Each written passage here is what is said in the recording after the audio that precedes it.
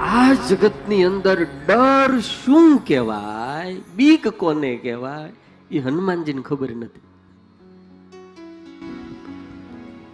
બાકી દુનિયામાં કોણ બીતું નથી? મને બતાડો કોણ નથી બીતું? કોણ? बड़े बड़े शहंशाओं भी डरते हैं. આ દુનિયામાં ભયંકરમાં ભયંકર હિટલર થયો, પછી ઓલો કઈક આફ્રિકામાં એક થયો તો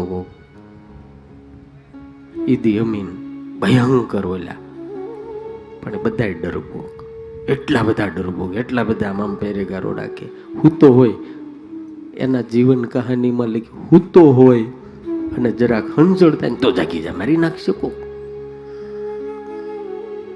मरने का डर है, इज्जत चली जाए इनका डर है, धंधो બંધ થઈ જાય એની બીક છે, ડાયાબિટીસ થઈ જાય એની બીક છે.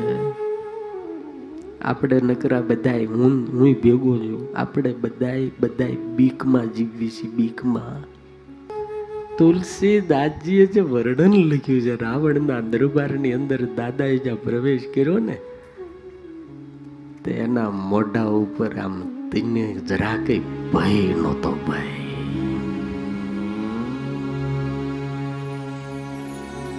રાવણ એટલે હું તમને ખબર? આમ ખાલી આમ હાથ પછાડે ને તો કાળ ઉભો રહે.